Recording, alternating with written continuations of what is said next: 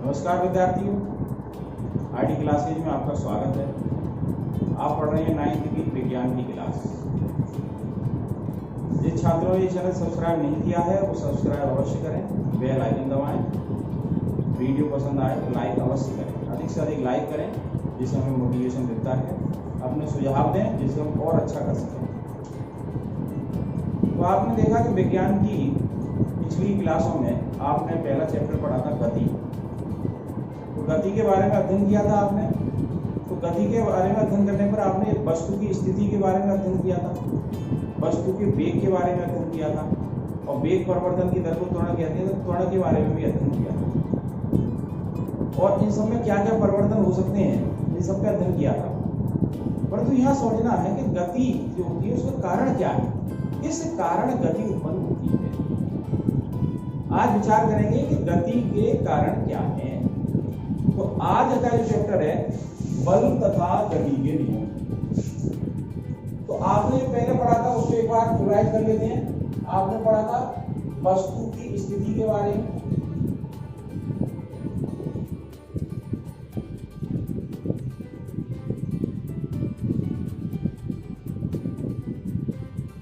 वस्तु के वेग के बारे में,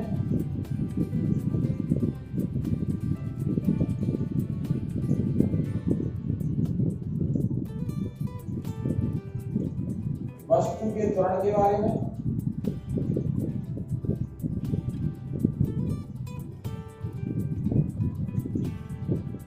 और इन सब में क्या परिवर्तन होता है परिवर्तन के बारे में भी अध्ययन किया था आपने।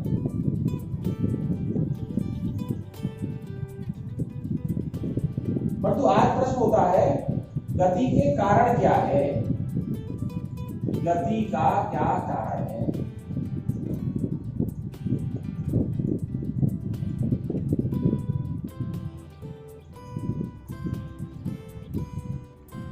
आज समझेंगे हम गति का क्या कारण है, कौन सा कारक ऐसा है जिसके कारण गति होती है।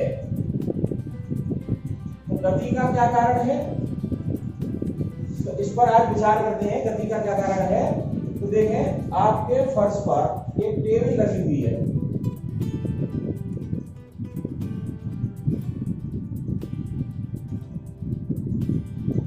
ये मान लो आपकी टेबल रखी हुई है फर्श पर, तो आपने यहां से इसमें क्या कर दिया,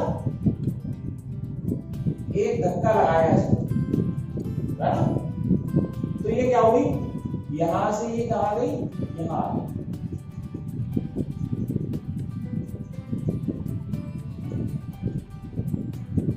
आपने पुनः धक्का लगाया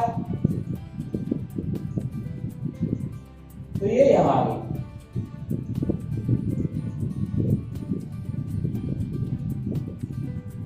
तो इससे क्या समझ में आ रहा है, ऐसा कोई बाह्य कारक कार्य कर रहा है, वो करने पर ही ये विराम से गति अवस्था में आ जाती है ना। ऐसा कोई बाह्य कारक था, आपने ये आपने इसमें धक्का लगाया, एक धकेल, है ना।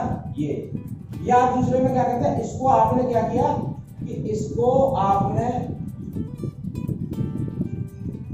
इधर खींचा, इसको पकड़ के इधर खींचा, यानी इससे या तो इधर से फोर्स लगाए, इधर से आपने कोई चीज लगाई, धक्का लगाया, या यहां से इधर खींचा, यानी खींचा, यानी धक्का दिया या खींचा। तो ये कहां आ गई, यहां आ गई। और खींचा तो ये फिर अपने स्थान पर आपने ले आए। एक बार यहां से इधर ले गए और एक बार इधर से इधर ले। आपने क्या किया, कोई धक्का दिया या कोई खिंचाव लगाया, उससे क्या हुआ, जो विराम अवस्था में थी उससे क्या आ गई, ये गति अवस्था में आ गई। क्या आ गई, गति अवस्था में आ गई।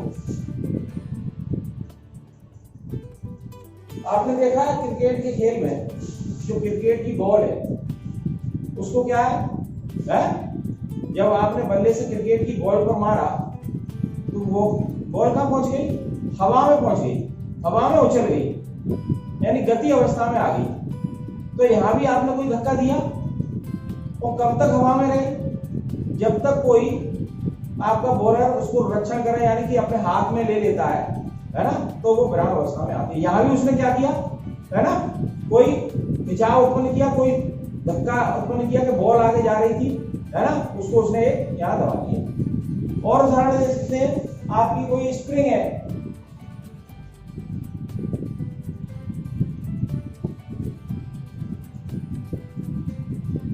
ये एक स्प्रिंग है, आपने इसको खींच दिया, है ना, खिंचाव उत्पन्न कर दिया, तो स्प्रिंग कैसे हो जाती है, ये इसके दूर दूर हो गए।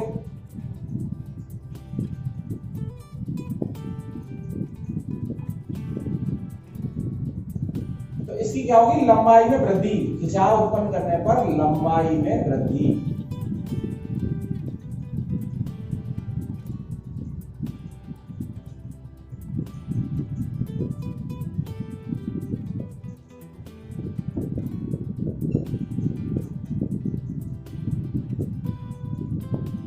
एक रबड़ की बॉल है,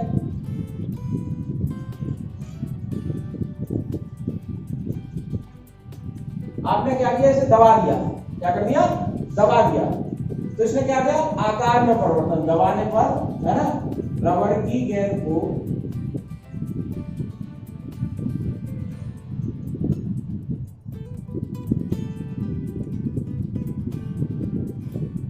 दबाने पर क्या हो गया, ये क्या है, क्या हो गई, चिपक गई, इस तरह से हो गई, है ना, गोल थी, गोल आकृति, इसमें बदल गई, चपटी आकृति में बदल गई। तो रबर की गेंद को दबाने पर क्या हो गया, है ना, पिचक गई,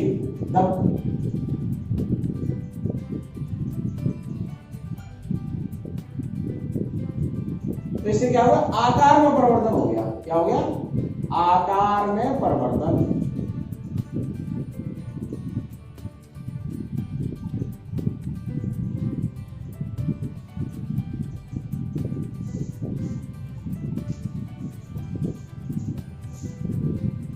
एक निष्कर्ष निकल रहा है यहां पर,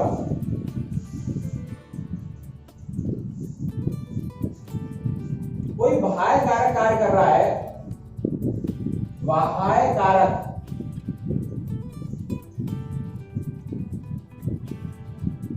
कार्य कर रहा है,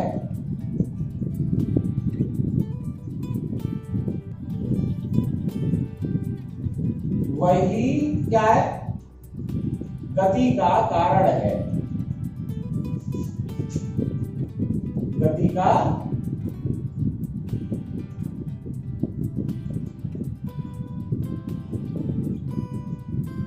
इन सभी पर कोई ना कोई कारक था जिसके कारण गति उत्पन्न हुई थी, वही कोई कार्य कर रहा था, वही गति का कारण है। अब ये क्या कारक था, है ना, आपने खिंचाव यानी कि धक्का, है ना, कोई धक्का हो सकता है, खिंचाव हो सकता है,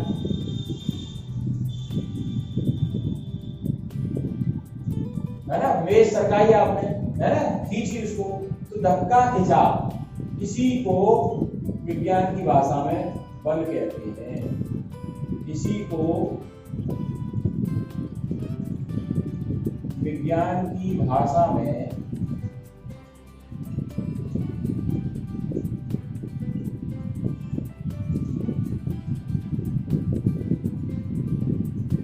बल कहते हैं। अब यहां यह ध्यान रखना है कि बल जो कहते हैं, यानी किसी धक्का खिंचाव को, क्या बल लगाने पर यानी कि धक्का खिंचाव लगाने पर हमेशा गति होती है क्या, बल या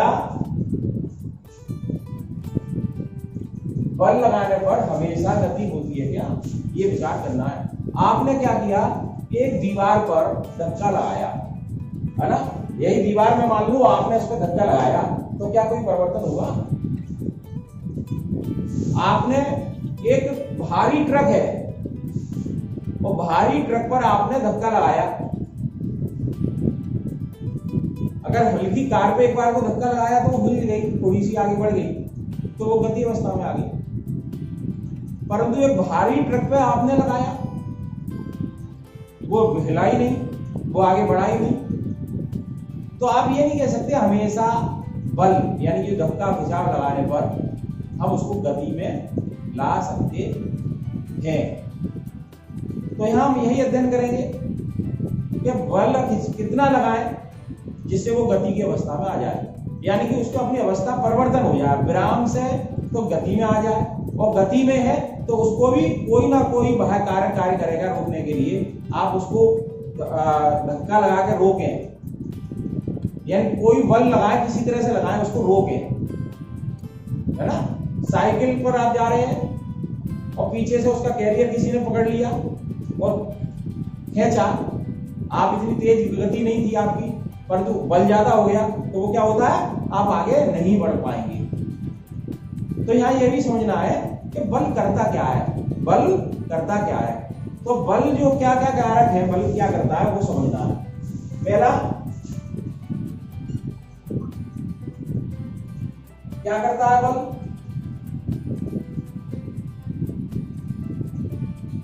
बल विराम अवस्था से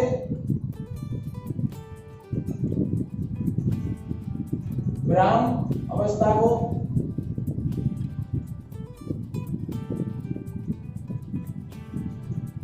गति में अथवा गतिमान अवस्था को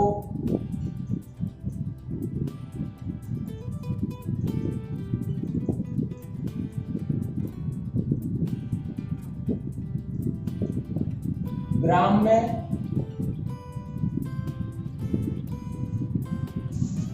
या उसका जो रूप आकार या आकार को बदल देता है।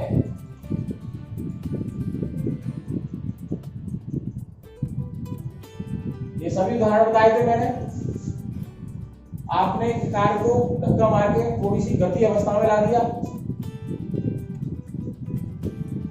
और गतिमान वस्तु को आपने बल कम कर उसको रोक दिया, या आपने गेंद का उदाहरण बताया था, गेंद को दबाया, है ना, उसका आकार बदल दिया।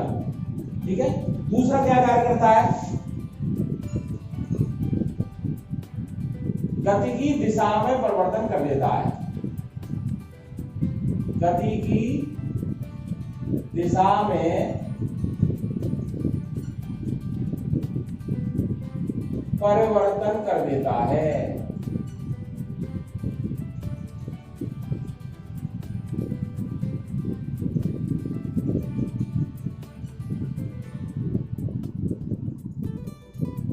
आपने देखा क्रिकेट की बॉल फेंकी तो उसकी दिशा इस साइड हुई और इधर से बल्लेबाज ने उस पर फोर्स लगाया बल्ले से और उसकी दिशा विपरीत कर दी। तो बल क्या करता है, गति की दिशा में परिवर्तन कर देता है। तो वो क्या कर सकता है, एक तो ये कर सकता है विराम अवस्था को गति में या गतिमान अवस्था को विराम में। एक आकार को बदल सकता है या गति की दिशा में परिवर्तन कर देता है। तो ये कारक समझ में आया आपके बल। तो बल की परिभाषा क्या निकली,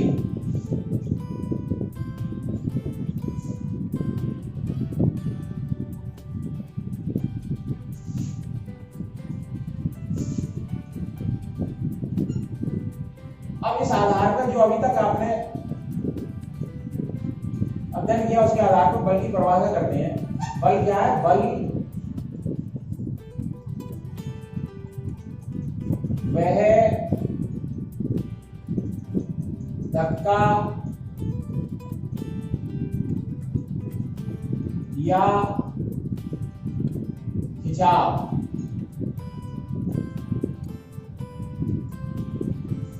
अथवा बाह्य कारक है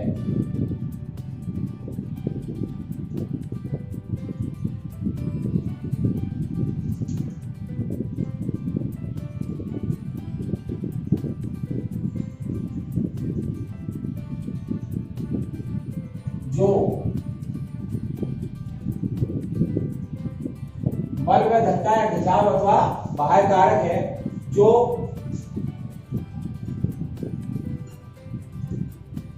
वस्तु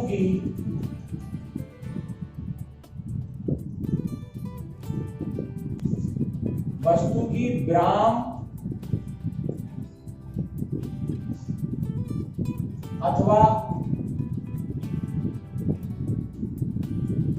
गति अवस्था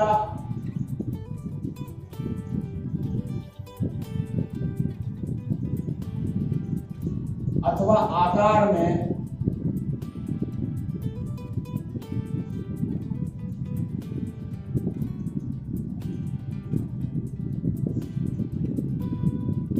परिवर्तन करता है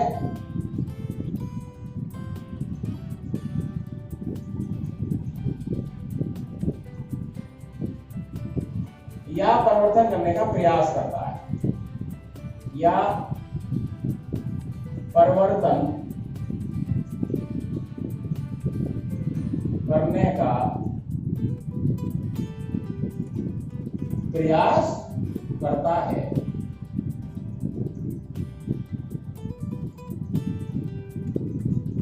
तो बल क्या है? बल में धक्का या खिंचाव है। अर्थात कह सकते कोई बाह्य कारक आपने आरोपित किया है जो वस्तु की क्या करता है, विराम अवस्था है उसको परिवर्तित कर दे, या गति अवस्था है उसको परिवर्तित कर दे, या आकार में परिवर्तन कर दे, या परिवर्तन करने का प्रयास करता है। आपने और उदाहरण बताया था कि दीवार पे बल लगाएंगे, आप बल लगा रहे हैं तो उसको परिवर्तन करने का प्रयास कर रहा है, तो दीवार अपने स्थान से नहीं हट रही है ना। तो ये बल की परिभाषा हो गई। अब बल कैसा है? बल एक सदिश राशि है। बल एक सदिश राशि है।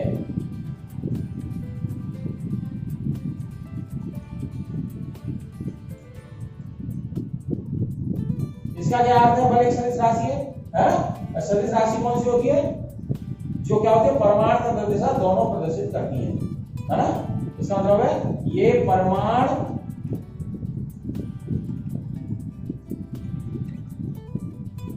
तथा दिशा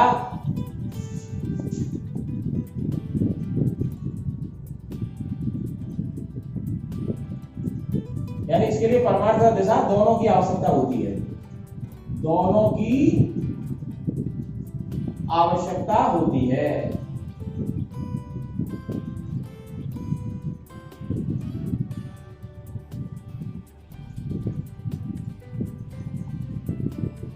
इसमें हम क्या कह सकते हैं? ये आपकी टेबल थी और हमने क्या किया कि हमने कहा आपको इसको इधर लाइए, पर आपने फोर्स लगा दिया इधर, बल लगा दिया इधर, तो ये इधर आने की वजह कहां पहुंच जाएगी? इधर आ जाएगी। और आपसे कहा गया कि इसको इधर लाइए, इसको किधर लाइए? इधर लाइए। तो इधर कब आएगी? है ना, जब आपका ये यहां थी, जब आप इसको यहां से इधर खींचे या इधर से इधर धक्का लगाए, तो दिशा आवश्यक है। और परिमाण यानी कितना चाहिए? आप बिल्कुल हल्के से कर रहे हो, धक्का लग रहा है, नहीं सरक रही, आपने इतना फोर्स लगा दिया, इसको धक्का लगाया और ये सरक गई, क्या हुआ? दिशा भी चाहिए, है ना। परिमाण तथा दिशा दोनों की आवश्यकता होती है। ये एक सदिश राशि है।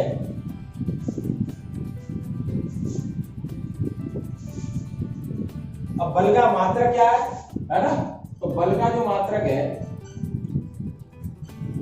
बल की इकाई, बल का मात्रक,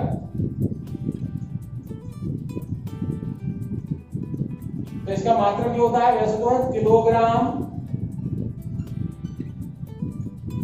मीटर प्रति सेकंड स्क्वायर। इसको भी सूत्र समझेंगे आगे, है ना। या इसको क्या कहते हैं? न्यूटन में नापते हैं। क्या? न्यूटन। ये एमकेएस पद्धति में न्यूटन,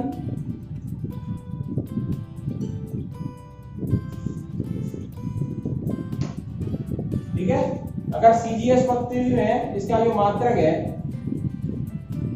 वो क्या है? डाइन। इसको सीजीएस पद्धति में कहते हैं। एमकेएस मीटर क्या है? Metre kilogram second. यानी ये चीज द्रव्यमान किसमें लेंगे? लंबाई किसमें लेंगे? मीटर में। द्रव्यमान किसमें? किलोग्राम में। और समय कितने में लेंगे? सेकंड में। सीजीएस पद्धति क्या होती है? लंबाई जो है आप क्या लेंगे? सेंटीमीटर में। और इसको द्रव्यमान जो किसमें लेंगे? ग्राम में। और समय किसमें लेंगे? सेकंड में। तो सीजीएस पद्धति में इसकी मात्रा क्या आता है? डाइन। क्या था, डाइन। अगर 1 न्यूटन को डाइन में बदलना है तो क्या होगा, 1 न्यूटन। तो देखिए न्यूटन जो लिखा है किलोग्राम को कैसे बदलना है, 1000 ग्राम में। किसमें बदलना है, के या जी ग्राम में। किलोग्राम को बदलने के लिए 1000 का गुणा, कितने का, 1000 गुणा। अब ये क्या है, ये मीटर थी, ये सेंटीमीटर है, तो मीटर को बदलने के लिए कितने का आएगा, 100 का गुणा। और सेकंड स्क्वायर, तो सेकंड स्क्वायर में सेकंड में, यहाँ भी सेकंड में, तो इतना हो गया है ना, 1000 गुणा 100 है ना, डाइन कह सकते हैं, या इसको कह सकते हैं ग्राम सेंटीमीटर प्रति सेकंड स्क्वायर। क्या कह सकते हैं, ग्राम सेंटीमीटर प्रति सेकंड स्क्वायर।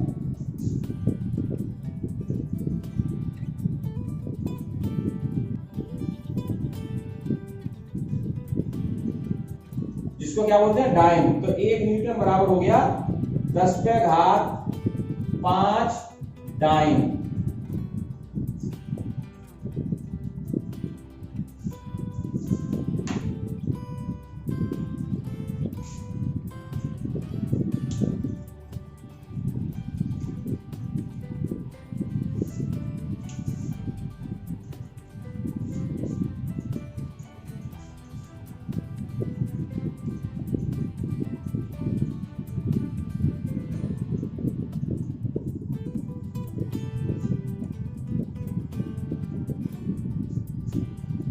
अब बात करते हैं यहाँ, बल 2 प्रकार का हो गया। कैसा, पहला हो गया संतुलित बल।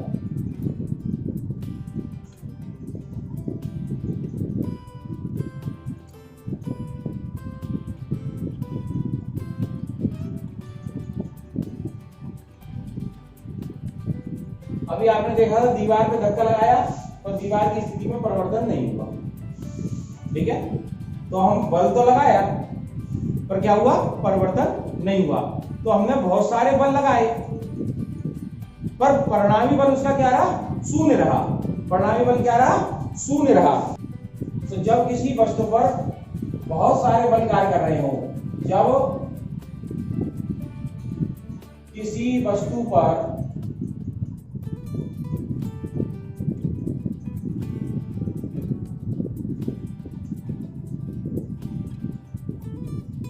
अनेक बल कार्य कर रहे हैं,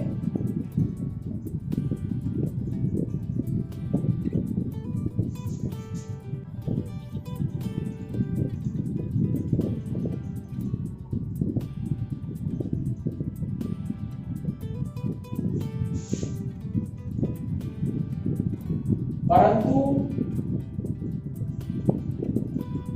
परिणामी बल शून्य हो,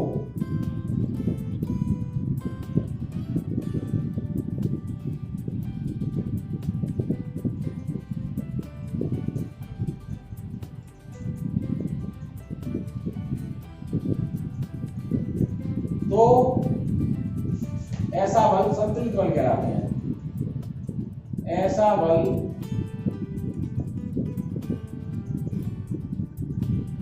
संतुलित बल कहलाता है।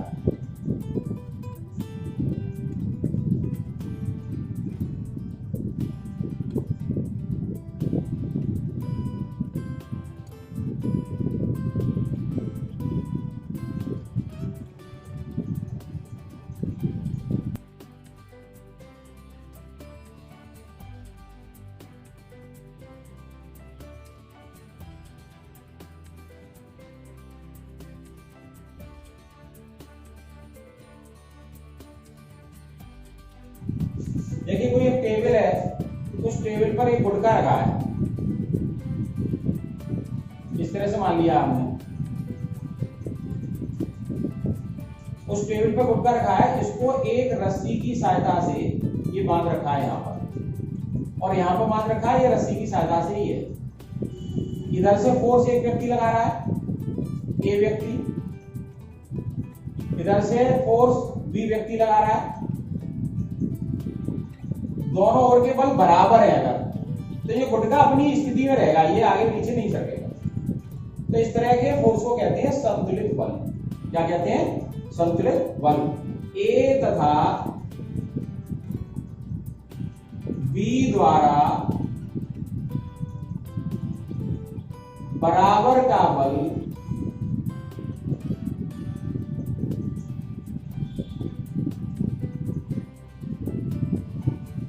गुटके पर लगाया जा रहा है,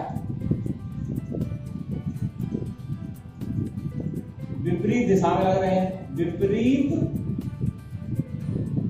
दिशा में लगाया जा रहा है।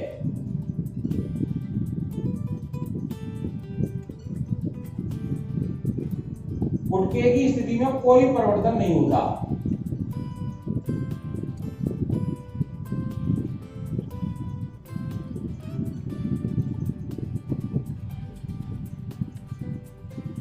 कोई परिवर्तन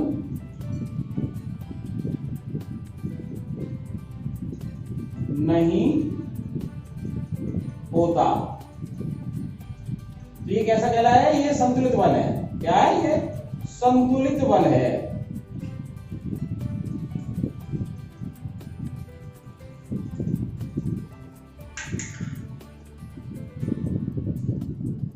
ये संतुलित बल है। अब ए का बल ज्यादा हो जाता और बी कम होता तो ये गुटका की दिशा किधर हो जाती? इधर हो जाती, इधर सरक जाता, तो ये असंतुलित बल है। ठीक है, तो हम पढ़ेंगे असंतुलित बल के बारे में।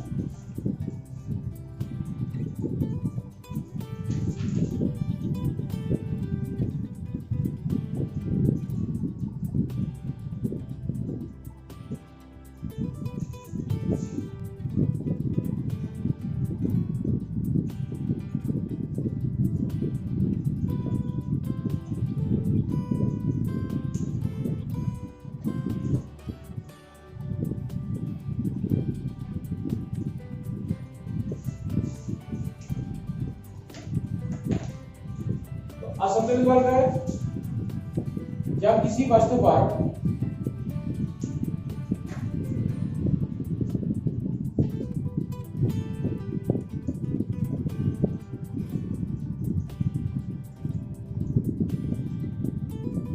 अनेक बल कार्य कर रहे हैं।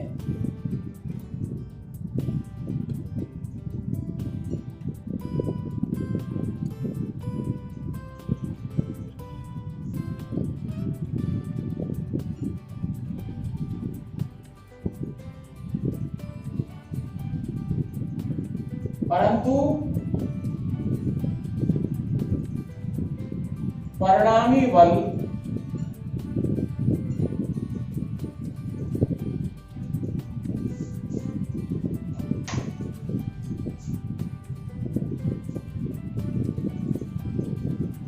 शून्य ना हो।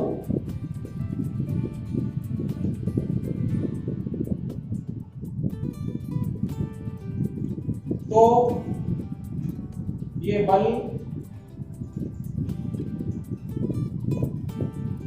असंतुलित बल कहलाएंगे। असंतुलित